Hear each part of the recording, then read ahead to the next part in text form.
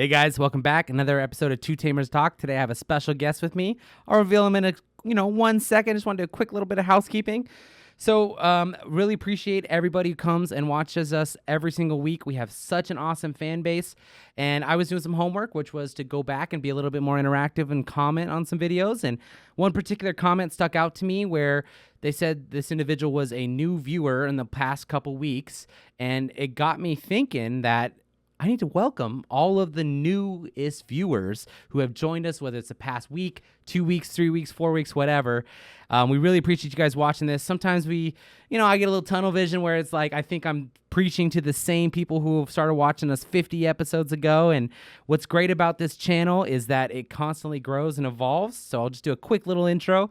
We're Digital Gate Studios. We have a killer team. What's great about this channel is it's not just me. It's tons of people that come together, create awesome content, and you guys get tons of awesome different perspectives. So for today's guest, we have none other than Jordan. What's up, man?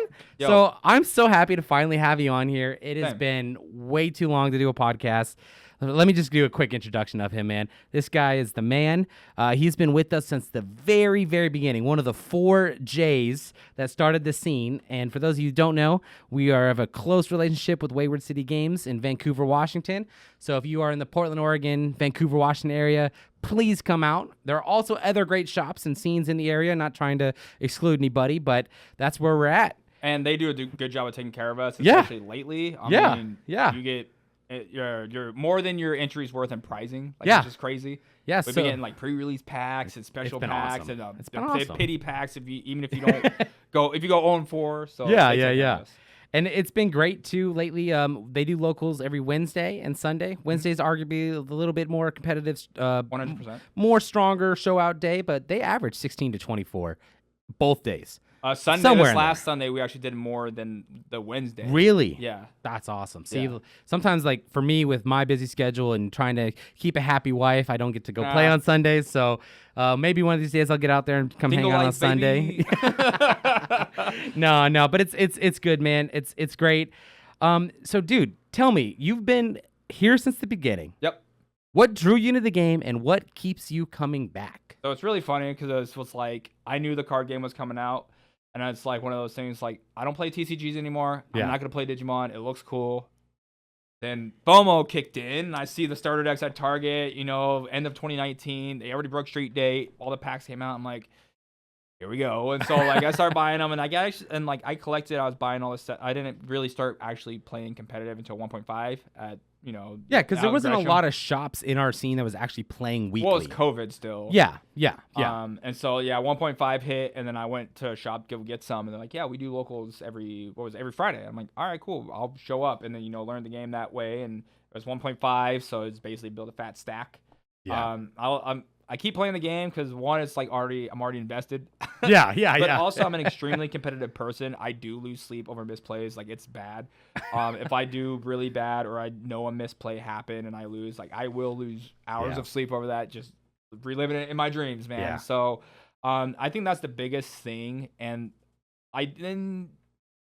especially now more than ever, there's a lot of creativity. Yep. I know there's a lot of decks that are really annoying to play against, but Absolutely.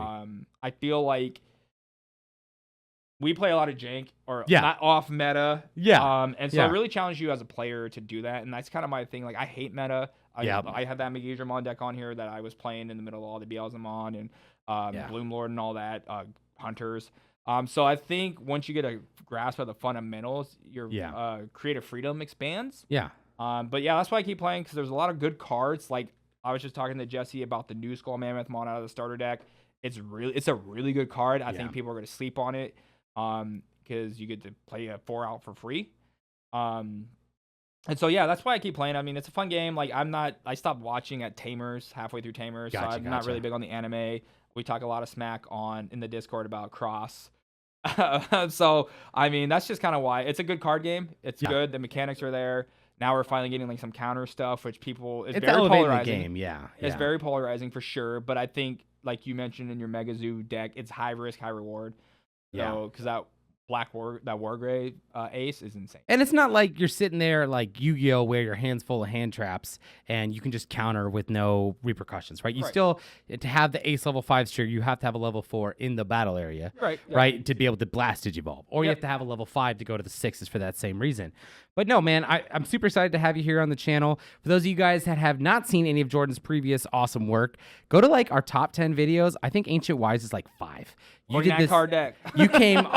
I forgot about that. Yep. You came with us with this awesome Ancient Wisemon idea, and the deck video blew up. So thank you to the loyal fans. You've had an awesome Blue Flare video, and that, like you said, that Megidramon video has been on here. You've been contributing for us for a while. Yeah. We just haven't got you on the podcast due to scheduling. I've been working behind the scenes. Like, I'm always calling, hey, they got this over here at it broke street date. Let's get it. Yep. And you are the MVP for that. And it's so funny because when I think of you in this scene, what I think of is a very good player who I'm glad that you talked about those misplays, because we all do that. Right. We all do that where it's like, man, I shouldn't have done that. But what I think is different about you compared to other players is I've never seen you make the same mistake twice. And I absolutely love it because you take it so to heart. Like you said, you lose in sleep, which is good to see some of the behind the scenes, because I was like, man, Jordan's so freaking smart where he'll make the mistake once and it'll never happen again. But it's good to hear that you're a human being too. But what I also think of when I think of you in our scene is you knowing everybody's decks better than them, to the point where you teach them as they're doing the combo on you what exactly is happening. And then I also think of the awesome, cool text that you come up with that nobody else does in individual decks to really just take it to the house. Right. I think, what was it, like BT3, you were playing that Blazing Storm of Metal option for black to get those cool effects like that. And you've always had that like mentality. So like, is that something that is your play style? Like, what do you define as your type of deck, your play style? What kind of gameplays do you gravitate to, right? It's funny because somebody at Wayward had asked me, like, why don't you just play Shine Gray? I was like, because I, like, it's too easy of a deck. Like, I want a challenge. Like, I can play Shine Gray. I can play the meta decks with anybody. Like, I'm playing one this weekend. But it's just, it's no fun. Like, if you're not challenging yourself as a player, there's no room for growth. And if you're solely on meta, you do get jacked up by the anti-meta decks. Like, you know, I did play, because we have some newer people, so they don't know a lot of the older cards. Yep. And so, I mean, when Megidramon came out, that was my deck. I was messing up Lord Knight, Imperial, because they weren't expecting that, because you could bring out Gallantmon and Name on deletion if you had the Tamer. Yeah, absolutely. So you're just sending the Megidramon in to die, and you bring the Chaos Gallon out, or you bring the other, the BT1 Gallon that traps. So, like, and that's the thing, like, people get so stuck on cards that they can't see outside the meta, or they do, and like, oh, that's a trash card. And it's like, there's maybe like 10 actual trash cards in the game. But like, other than that, you just kind of find a way to work. And I'm glad you brought up the Blazing Storm of Metal, because that was in the War Gray Reboot Blocker 1.5 deck that I played with the OG Greymon line. Absolutely, that's what I remember. Jamming, Security +1, and then Blazing Storm of Metal, like. And so, and it had Reboot Blocker, which I think it was like the only one at the time with that. And I love that whole line. That was such a fun deck. It's still, I think it's gonna come back with the starter deck. That would be, especially if you could make it faster with the new ties and all of the Greymon stuff, to make that whole Greymon with Reboot Jamming Security Attack that much more consistent. I mean, seriously, But yeah, I think the biggest thing is just challenge yourself as a player. Like, you can copy net decks. You see people at locals all the time do it, but they don't understand all the triggers or what's going on. They just, you know, think it's gonna play itself really. But and that's kind of like why Sundays have been pretty fun to be able to coach. I'm gonna tell you right now, purple is not the color to learn on.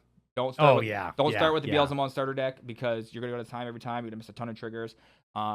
Unless you have a friend that's been playing the game to teach you, do that. But don't, hate to say it, don't take those kind of decks to local. Absolutely. You want decks that build stack. Red is a great color to learn with, because you just build a stack, you trash. War Gray is very inexpensive. It's really, really good.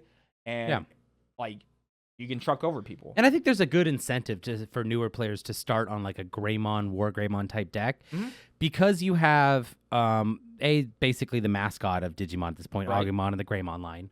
You have access to such good pieces that can be true to all of those that watch the original anime, and then we're like, I think I want to get back into Digimon. I remember Tai, I don't remember anyone else. Yeah, and then you also have the ability to X anybody, and I think that's such a cool mechanic for newer players to be able to really experience the benefits of hand advantage, of drawing cards when you digivolve for 0, of triggering a cool boy if you decide to play cool boy or not, right? Or being able to give block or being able to redirect attacks. So I agree with you. Red is a perfect place for new players to start. I always recommend that. Purple is probably my favorite color. Do you have a is that your favorite color Purple too? and black. Like I started with black. Those purple. are the two I think of when I think of you're playing. Yeah, I mean I think the color I'd never play is green. Yeah. I just can't bring myself to play it. I mean it's strong. It's really strong. Blue mode is insane, but like it comes back to challenging yourself. Like purple, it's easy to mess up. So I am playing in the regionals this weekend, October. What is it? I was going to ask you about that. Yeah, so let's just dive into that.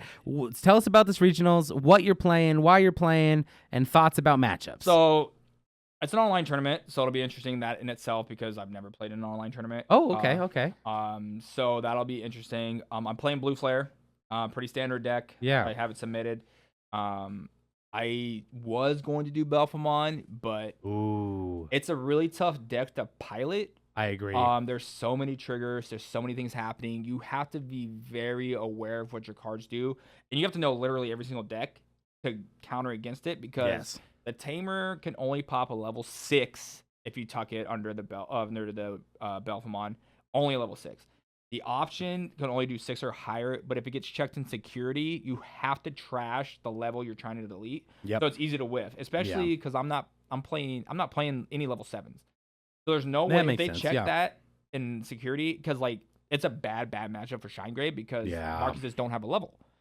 Exactly. So that's why I decided not to play because it is fast. Don't get it wrong. Oh, Belfamon's strong. It's insanely good, insanely fast. Because the other thing you have to think about too, if you're playing against blue, and you get Soride, you have to tuck that Tamer. If you don't have that Tamer, once the sleep mode gets scraped off, then your rage mode can't attack. So there's a lot of teching, a lot of different triggers you can miss. So that's why I decided not to go purple. The Belfamon especially. So I just figured Blue Flare, turn my brain off, swing, turn card sideways, put cards down. It's literally what the deck does. Yeah. You just filmed yours, but that's what I'm playing. It's pretty standard. No ice wall, so no ice wall. So you definitely want to hear what people come think at me about about it. I don't care. Consistency is the key thing about that. But yeah, I've been playing Blue Flare since when it first came out, BT10. Yeah, you definitely. Yep. I remember that, so I have experience with it, but yeah, just that's my go-to because I think. The last Ultimate Cup, Blue Flare topped, which you were playing a Mirage Burst mode, which is crazy. Yeah, that was a crazy tag. But yeah, that's what I'm playing. We'll see how it goes. Hopefully, and the other thing too I've heard is like, matches go to time pretty quickly. Yeah. Or like, they tend to go to time often, online. So that was my other thing is like I need to play a fast deck so I don't run the risk of going to time. And I think that's a great point that you brought up. So quick little segue. You just talked about us filming Blue Flare. Guys, stay tuned to the channel. I'm not 100% sure of our release date. So either at the time you're watching this, Jumbo Gamimon, which is what you came over to film. Yep. Cannot wait to see how everyone reacts to that. We filmed that, and we also did film my Blue Flare list. Both of us are in both those videos, so I'm super excited about those. So please watch those. Stay tuned to those videos. Let us know what you think. So after seeing my Blue Flare list, is there anything that you think you're going to change in your list or anything that you got confirmation of, or is there something that you're playing that I missed? No, I don't. So you were talking about teching. So I have 10 rookies. Yeah, I'm playing. I think that's a good call, right? 4 and 4 of the Gauss, 1 Draco, and then 1 Madoki Betamon. Ooh, I like that split. Because I really want to play 2. It's mostly for the mirror, and it's for hybrids mostly. Yeah, so are those the matchups you think you're the most scared of? Red hybrids for sure. Yeah. The mirror, yes, because unless they're going to get the Cyber Launcher out, I'm not worried about getting Madoki bounced back to my hand. That's fine. So you're just bring like, it right back out. Yep. And so that's the only thing because like I have played in the mirror before to where I have my Madoki, and guess what? Blazing boosts are useless. So they just sit on the board. And unless they're ready to search for those 2 or 3 cyber launchers, it's gonna sit there. And then I am playing 2 Decker Dramons and 1 Decker Gray. Just mostly. I do like that split. That's something I was considering about doing too. Mostly for draw. Yeah, the Decker's nice to stun, but it's also a bigger body. It's 10k the armor purge. With armor purge. I love it when you get that stack where it's Metal Gray, Cyber Launcher, Decker, and then it's just they have to go through 2 to 3. But then you also get to tuck something else. And so you get to tuck like the Greymon that unsuspends if you didn't have it underneath, or a different male Birdramon to stun something else. Yeah, so it's a good one. Tons of good versatility. But other than that, it's pretty much yours. I I mean, it's pretty standard. Yeah, yeah. I'm only playing 2 because for the deckers. To me, it sounds completely different because I'm playing 8 rookies, you're playing 10, and it's awesome that you brought up that point of like you're playing 1 Madoki but still 1 Draco. I was trying 9 level 3s and I liked it with the 1 Draco. I ended up going to 8 just to give me a little bit more top end, so I'm scared. Right. We'll see how it does today at locals. But any thoughts on like maybe doing a Siakumon instead of that Dracomon? Or I feel like because I guess that would stop you too, because it stops play cost, not just your opponents, right? So there is no blue one that does. No. Okay, I was good. So that makes sense then. Yeah. Yeah. Plus, there's only 2 red hybrids reduced Digivolve cost, and that's about it. Yeah. So that's. I don't know if there's really maybe if you're playing against Gatomon, like. Yeah. Because I was thinking like, okay, yeah, you could reduce the Digivolution cost of like the hybrids, but it doesn't seem like that's worth it. So. Well, because they also have that tech to where if they get blocked, they gain like 3 members. Yeah. So, I mean, we'll see how it goes. I'm not. Definitely have to give feedback, and you have to keep us updated. I'm not relying on that Madoki like for every single game, obviously. Yeah. It's also good against Beelzemon too. So absolutely, because they can't gain that memory, in which they gain so much. They have 8 cards just by milling that gain memory, which is insane. Yeah. So it's crazy. We're definitely pulling for you. Everybody, wish them good luck in the comments. We cannot wait to hear your thoughts on the regionals, and depending how good you do, I might have to bump my level 3 count because I am torn myself. Well, you're also going to be playing during the RB1 and the new format, right? Is that going to be legal, the BT14? So RB1 is legal. BT14 is not at the Pasadena Regionals on November 12th. Come and say hi to all of us that are down there. So I think it's a little bit different. Like, yeah, I film my deck list, and, I generally do tweak things. I'm a little bit of a person who likes to tweak card lists every now and then, but we'll see what happens. Okay. I'm starting to feel pretty confident in the list. I won at locals 2 weeks ago. Right. We are going to locals again today. I am going to try my newest version of Blue Flare, see how it does. What are you playing tonight, right? Blue Flare. I gotta trying it again I've been tonight screwing too? Around too much. I played a War Gray OTK on Sunday. Yeah. It did okay. I played no options, so that was bad. I missed those decks with no options. I did get a lot of OTKs though, so it was fun. I still went 2-2, but it was still fun because I lost against Dark Knight, which is always I just absolutely hate that deck. It's just it's so funny because I like picture you as a Dark Knight player because it does require some good setup and strategy with the. What does it? Well, yeah, because if you set up the Dark Knights right, where if it deletes, it plays bodies, so you kind of give them that like tough decisions, and it's black, man. But I know it you love gets the Digivolve and pop a 5 cost, so it's like rough. I think you should build it, and then I think you should tell us that you were wrong and that you actually do love the deck, that you hate playing against it, but you love playing it. Same thing with Shine Gray, like that. That's why I won't play Shine Gray, because I hate the deck I don't want to play Shine Gray either, which sucks because I love the design of Shine Gray. It's boring, but it's like, to me, I agree with you, man. Hit Marcus. You're like, okay, whatever. So, but I'm glad you said that because want to go into the regionals results from that? Absolutely. That's basically where I was leaning. So yeah, as much as I hate Shine Gray and Marcus, we had a pretty diverse results. Perfect. Yeah, exactly. So I had asked old producer Jesse over there in the corner to do me a favor and count how many different slices on this pie chart we're seeing. We're seeing 11. We're seeing 11 different decks in the top 16. So this was awesome. I mean, it's a good sign of the game right now, right? Being that BT13, especially when we come from a scene where it was like Grandis, Black War Gray, and like Security Control, and like that was it for a while or something. Bloom Lord and Metal Gray, or not Metal Gray, War Gray. It's really satisfying when you come here and you see these results. Yeah, exactly. Like when you were so used to a 3-deck meta or certain decks always taking it, but really, for example, this regionals was won by Belphemon. And yes, Belphemon had the largest representation, but it doesn't necessarily mean that it's like overplayed, kind of like Shine is sometimes, right? So this is 11 different decks in the breakdown. Are there any of these that surprised you being a top 16 deck? Not really. I mean, they're all pretty strong in their own right. Like Red Hybrids, obviously. So can I pick your brain then? Because I have a question. Because there's one that surprised me being in the top 16, and that's Hunters. No. So not that I've ever doubted the strength of Hunters, but for me, like, I was a big Cross fan in BT10. It was my playstyle, super aggressive, super fast. I loved it. The restriction was just. I agree with it. But, and then after that, I switched to Blue Flare. And I tried Hunters because it has a lot of similar concepts of Cross. Right. But to me, it seems like Hunters, you have to work way harder to not be as good as Cross. And I don't know if that's an accurate thought or if that's just like my perception of the deck. And I played Hunters a bunch. Right. I get it. Like all the cool tucking and drawing, and especially when you have the purple level 3s and 4s that all have when attacking draw 1 if you have save. Like that's awesome for hand advantage. So seeing that, but it's kind of interesting because I felt like Hunters, not like went away, but it wasn't represented in the top. And now we're seeing Hunters again. Do you think it's an answer to the meta, or do you think it's Hunter players getting better, or maybe figuring out what ratios are better? Or what do you think it is that Hunters is bad? I think it's all of the above, because you got to think of it this way. Hunters is deceptively fast. Yeah, I agree, because you would think 16 Tamers or whatever, like it would take a while to play all those Tamers and do your thing, but it really is fast. Well, the thing is like you play a Tamer, you get a body out. You get a body out, you play a Tamer for free. And so I think, and then like it gets checked in security, then boom, your Tamer comes out, you're searching your planes.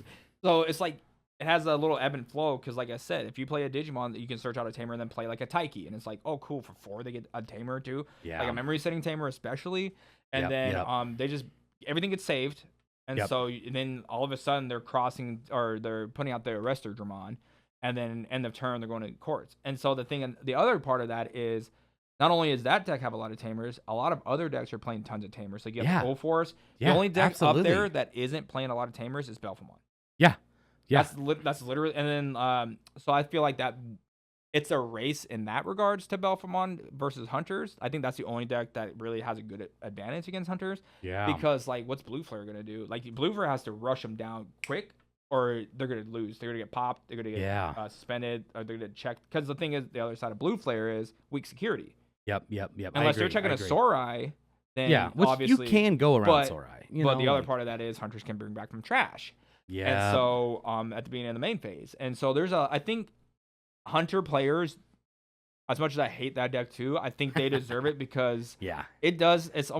It's almost on the same playing field as Belphegor as far as like you have to remember all those triggers of start of main. Yeah, right? You have to choose the order, but you have to really, really consider, like, do I want to tuck here, gain the memory and draw 1? And then lose this piece I could use later on to gamble for something else? Because I've had that happen to me, where I'll be like, okay, I need to draw some cards. We're gonna take this because you burn through your hand really quick at Hunters, potentially, right? Well, Belphegor too. Yeah, Belphegor especially, right? But it's like you tuck a body, and then all of a sudden you draw a card, you draw something worse. You just would have kept it, so it's really hard, I think, to master Hunters, which is crazy to me. Well, the thing is too, like, you get a blocker for cheap, and then you get the memory back off the green dude. What's his name? He has got like the little homeless dude bag on his back. Yeah. And then like Taiki's really, really good. Like all those cards are insane. The old Clock Man is really good. So yeah, I think that's why that deck is so good. Because if you get like a Pillowmon, which nobody plays, that deck gets shut off. Yeah. I mean, they're gonna drop the Darullamon and hop that Pillowmon. Well, they have to hard play the Darullamon. They can't play it off the Tamer. Exactly. And so that's one way I did beat Hunters when I was playing like a Venusmon deck, and I did put in Pillowmon. Yeah, because it stops it stops it from playing by effects. And which is so, really strong. Crimson Blaze is that but same thing. But it plays by effects. I think it may have... Does it have reduced... I don't know if it has reduced Digivolution cost, but it just gains memories off its Tamer, so there's no way to floodgate that. You can't stop the Tamer. And then, like I said, they drop the Quartz, and then all their Digimon, like, everything's suspended, and they get all that memory back. So they're playing so many Tamers. The Old Forest is playing Tamers. Mirage plays a ton of Like, every deck right now, besides Belphegor, plays a ton of Tamers. Yeah, and I would argue Bloomlord maybe doesn't, just because one too, Mimi. but like one Mimi or one of the new Yoshina, but it has a wide board, which is kind of a similar concept, right? So because typically they're going to race to their courts also. So looking at this as well for this representation of the top, right? Is there a deck that surprised you that's not on there? Because for me, that answer goes into kind of what we've been talking about with the cross stuff.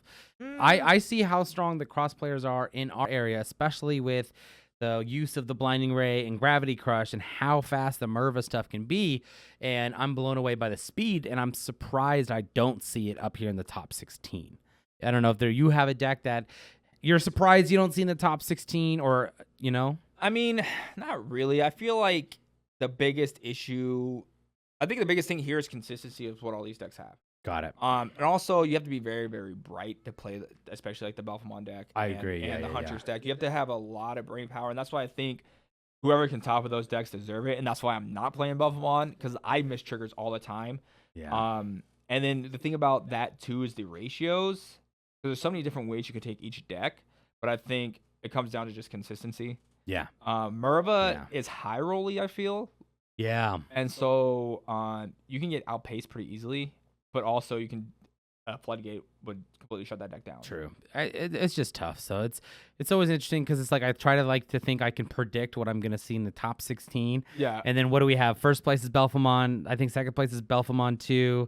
Third place is what? Blue Flare. I can't quite read the list, and so it's like not necessarily what I would have expected out of the top 3, but I'm glad to see that representation, and it's nice when Shine Gray is not dominating everything. Or kind of like the Ultimate Cups, I've been kind of getting tired of talking about Mirage and Blue Flare, and and Blue Flare arguably too. Even though I'm Blue Flare fan in that Ultimate Cup format, but it is what it is. So overall thoughts on the meta right now? Like, what do you think? And I think the meta it's a healthy meta. I don't think we've ever had a time to where it's been this diverse. Yeah. Because I mean, you had it when it was just Lord Knight and Imperial. You've had it way back before that. It was even just Omni Turbo. Yeah.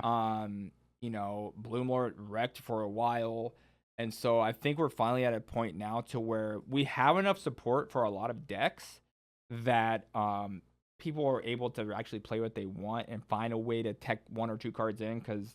I that's one thing I have said about the top decks compared to like just a generic meta decks is they have 1 or 2 spicy cards in there. Like I remember a Blue Flare list that had Blue Hawaii Death. Yeah, that's always cool. So like plus 3K and I think attacks unsuspended and I think plus 3K for the turn. Yeah, but like that's an insane option because how's Blue Flare going to get rid of like Wargrey? You just swing right into it because that gets no protection. Yeah, that's what I'm scared of too. Right? Is like how do you get around that Wargrey? So and that's the thing is like a lot of these decks have a couple spicy techs, 1 or 2 cards in there that'll separate them, and it obviously has won them game top 8. Yeah. But yeah, I think the meta's good. I think it's healthy right now. And I think that as we go into like RB1 being legal, it'll be interesting to see how it shifts. Yeah. Because newer players will have actual access to a lot of older cards now. Yeah. Because these cards are dirt cheap. The reprint cards are actually dirt cheap. Yeah. Like I think it's like 30-cent red tie when it used to be like a $15 box topper. And the neat thing is they're all foil. Yeah. So you can, spice up your deck, make it look all flashy and cool. Well, this is a perfect segue because that's on my list I was going to ask you about. Right. What are your thoughts of RB1? And like, do you think it's overall a positive thing for the game? And do you want Digimon to do RB2? Okay, so 2 different ways to go with this. RB1 as a whole is good. The pricing, not so much. I mean, it's insane. The MSRP on these are what they are. Well, shops still have to make money, and I'm not trying to. No, it's not even the shops. Is Bandai increased the cost to shops because I'm assuming because of all the foiling. I got. But it's do you want people to play your game, or do you want to just be like, hey, you wanted this, so guess what? You're gonna pay a premium. That's my only like way to go about that because it's very interesting. They had that kind of pricing model. Yeah. Because. I mean, I get foiling, however many cards are in a booster box. Yeah. There's going to be a cost to that, but I think if you could just show your players like, hey, we're taking care of you. Yeah. And like there are people, for example, who play that speculation game who use this as an investment. And my first thing is going to say is don't make a children's cardboard game your primary source of income in your life. It's Bandai Namco, dude. This is very low on the list of their income. Yeah. Like Bandai is doing it because they have multiple intellectual properties and franchises that they support. And we obviously love the game, right? But I'm personally okay. I really like what they did with RB1. I do think that there are certain cards that they should not touch. Like, for example, Jesse over here is piping about if they reprint Rena for RB2, if they did an RB2, right? Like because he likes the spec. He likes to be able to collect the $50 have the flashy full art. But, like, those are some, like, and that's a good point, too. Because it's like, why are we making Tamers secrets and super rares? Like, it's I feel like it should never be that way. I feel like a lot of people want to play Ulforce, but they just can't afford the Renas. That's something I hate to hear, man. I hate the idea that people can't play a deck that they want to play due to finances. Right. And personally, at that point, the best thing I would say the most is you need to look yourself in the mirror and have a setup, some sort of game plan for a job or income that can support a hobby. Right.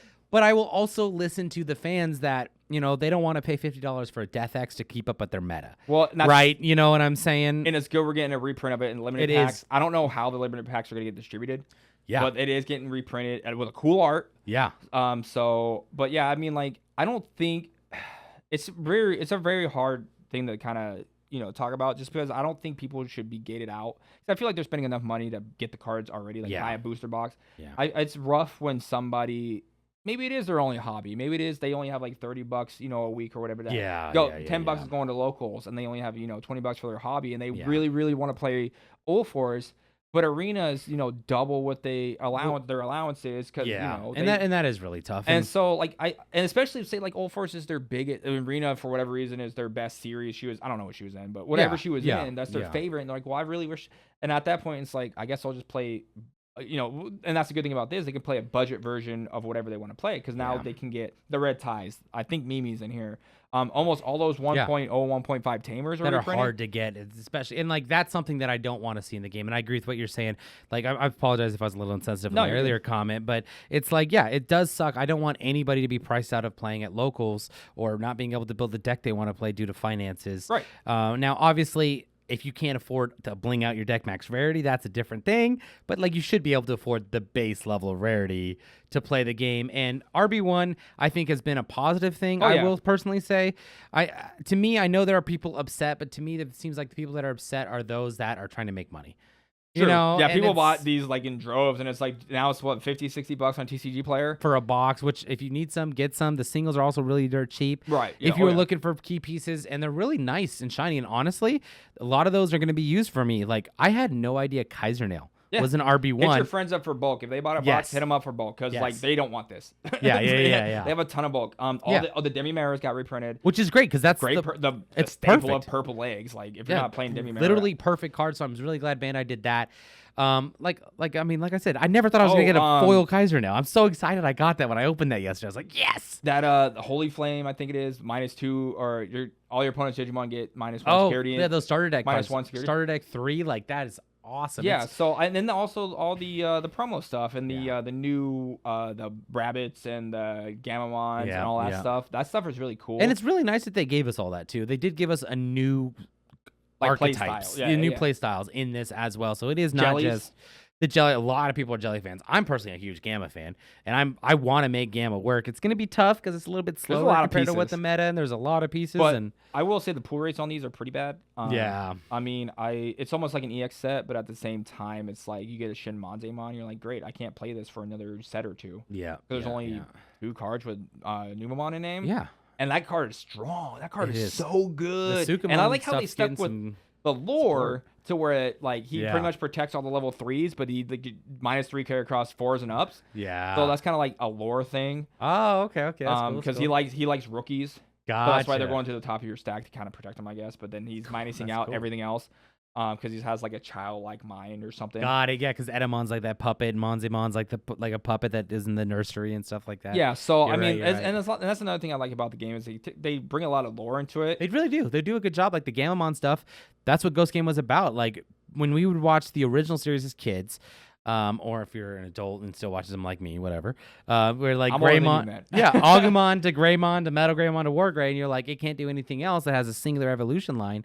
Well, Ghost Game and the Digimon reboot in 2020, all of a sudden you have alternate Digivolution lines, and it's harping in on Digimon was always meant to be like an alternative, like your VPET originally, way back in the day, didn't have to have a linear line. It would have different routes. Digimon, World 1, same thing. And if you're like me, you always had the green, what is it, the poop dude? Numamon. Yeah, you always got the Numamon because you were like 5, 6, 8 years old, didn't know how to play the game. Yeah. You're like, I don't want to stop and go to the bathroom right now. I want to go to the next dungeon or whatever. And absolutely. So like we got this, and now we have the starter decks. So like, what are you thinking about these new starter decks? I think they're fun. That's an awesome point too. It's crazy how much Digimon we're getting right now, like how many new cards we're getting, how much playstyles change and stuff like that. Because I remember we were talking about BT13, like, oh, we have a long time at BT13. And I was thinking, like, looking ahead, like, man, we got a while before we get new stuff. And now here's starter decks and RB at the same time. I do think that they could have done like formats differently as far as like shop playing. Like, if you could afford it, doing a box draft and doing an event with a box of RB1 would be really fun, but not for $50. Like, it would be one of those, like, I wouldn't want to pay a full box price, but it would just be really fun to get these random cards you build a deck with. And I'm not sure how I feel about the starter deck pre-release event either. It was botched. I didn't get a chance to do it. I was out of town for the week, so I didn't get a chance to go, but I don't know how I'd feel about kind of just playing the starter deck, because now if you could take 2 starter decks and mix them together, you know what I'm saying, like that, like, but they had to be the same color or whatever, so that way you can be a little bit more consistent, or maybe that would be different. But I think the physical cards in these starter decks are really good. Oh, they're insane. I'm terrified because we are now going to start the trend of purple dominating with all the Melga stuff. And where a lot of the low end in almost every purple deck is going to be Garuru and Garurumon X Antibody and Gabumons and stuff. So I'm worried we're kind of going down that slope. We'll see what happens in the Japanese scene. Like in BT9. Like in BT9. But I'm like, you were talking to me about the strength of the black decks, and I was just looking through these cards, and I was like, geez, like there's a lot of good cards in these decks for many playstyles, many decks. So we'd love to hear what your guys' comments are about RB1. If there's an RB2, what you would like to see reprinted, what you guys think of the starter decks, because, I mean, we're just excited to have new cardboards. So, right. And I think the only reason why you won't see an RB2 is because the distribution around BT5 is when, like, it actually was healthy. Yeah, great. And I keep telling this to the One Piece players. I know you were too, where it's like the first couple of sets of One Piece were so expensive, it was hard to get product. But I was telling them, I was like, guys, Digimon just did this 2-3 years ago. It's going to be the exact same by set 4, set 5. It's going to be normal. You'll be able to get your stuff, and it's that way now. Yeah. So not only that, but like the cards aren't like yellow is like a top deck in that game now, and it's like that color just is a newer color. So it's like whatever is relevant. In the first couple sets, like how many cards are relevant now from 1.0? Yeah. 1.5. Like really, like the Magnangemon and the Tai and maybe Mimi. Yeah, exactly. I agree with you. So, no, that's a good point. I will say it would be cool if we did have an RB2. If they could somehow make the price worth it, maybe they go back to the original idea of the smaller boxes where it's less packs or whatever. Because that's what happened is Bandai said, we're going to do this little smaller box. People got upset, so they wanted the full box. We got the full box. Now people are upset. Maybe people are just naturally unhappy in life. I don't know, right? Maybe that's a different conversation. But I do think that the foiling and the texturing is really good on the RB1 cards. Like, I remember pulling out a BT2 Ulforce from these RB1 packs, and I'm go, did it always have this texture? Because texture really wasn't there until, like, what, BT6? Yeah, so it's like all of a sudden...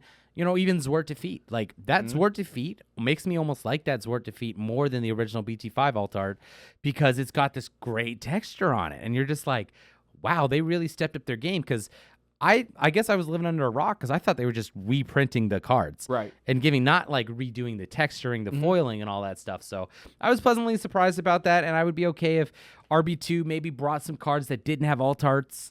Or whatever. That'd and, be cool. Like, for example, you were just talking about Kazu in your black double Gamamon deck. Yeah. We don't have a foil of that. We don't have any of those Tamers. We don't have those Tamers foiled. Alice got one for some weird reason. For an event pack, right? Yeah, right? Like, why did Alice, out of all the Tamers from the EX sets, get, like, that treatment? Yeah, it'd be nice to have a foil Kazu. It'd be nice to have a foil of some of these cards that we never got that people want, like, I don't know, reprint EX1 Hagurumon. In RB2, right? Yeah, you'll sell tons of boxes. It's a staple, yeah. right? So I don't know. Maybe they'll come up with a creative solution. Definitely curious to see what's going to happen. I do think I like the direction of Digimon. I definitely want to reiterate it is in a healthy spot. The game is doing good. Locals are filling up. People are getting into the game. And personally, I would rather all of my cards lose value and be able to have a strong fan base and keep the game going than being able to hoard on my mountain of treasure. Well, that's the only way the game's going to keep going is that people can have access to the cards and they're not people aren't like trying to hoard because they can't anymore because the print is so heavy now that it's not even really an issue. Like I'm gonna max rating my jumbo deck, and it's gonna be like very inexpensive to do. Yeah. Well, A, because nobody's playing the cards, but B, it's just also inexpensive. Maybe RB2 will give you an Altar Jumbo Gamemon. That'd be sick. I'm just kidding. But no, so like, and the game is in a healthy spot, and that's the thing too is like, BT13 has 2 or 3 decks in it alone that you can just build straight from the cards from that set. You got the Royal Knights, even though it's expensive to get the Gallant and the Omnis, but then you also have Balfamon, which is basically in that whole set. Yeah. So like, it's not too crazy. The barrier to entry is probably the lowest it's ever been, especially because the new starter decks are really, really, really good. Yeah. And then because we've had some not so good starter decks, but I feel like these two are a good entry point for players. You just need 2 of the black Wargrave, 2 of the new Melga ones. You're set. Yeah. Yeah. So, and then if you can get the pre-release cards, they're super flashy and cool too. But yeah, those ones are pretty nice. It's interesting that we got pre-release of the starter deck. I didn't think that was going to happen. Apparently, I just somehow didn't absorb any knowledge or reveals of how RB1 and the starter decks were going to be. So it's okay. I'm back and I'm ready to be focused, and I'm excited for what's going to happen in the future. But is there any sets like in the future, any archetypes that you are specifically looking for in BT14 or, I'm one of those guys. I live in the now.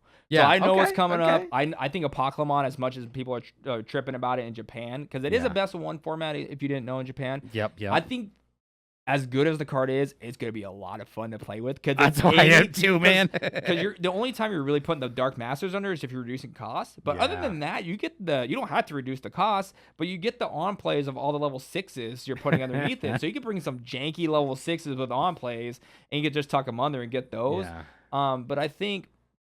Yeah, I don't really pay attention to futures. I'll look at reveals. I'll see what's coming. Because I know like the new Beamon and we're getting them sooner than I thought. The new promos, like that Beamon and the Davis, so you're gonna be able to go into your armor form for free. Is out of control. I think Armor Rush is gonna be insanely good, especially because they just revealed the new art for the Magnamon.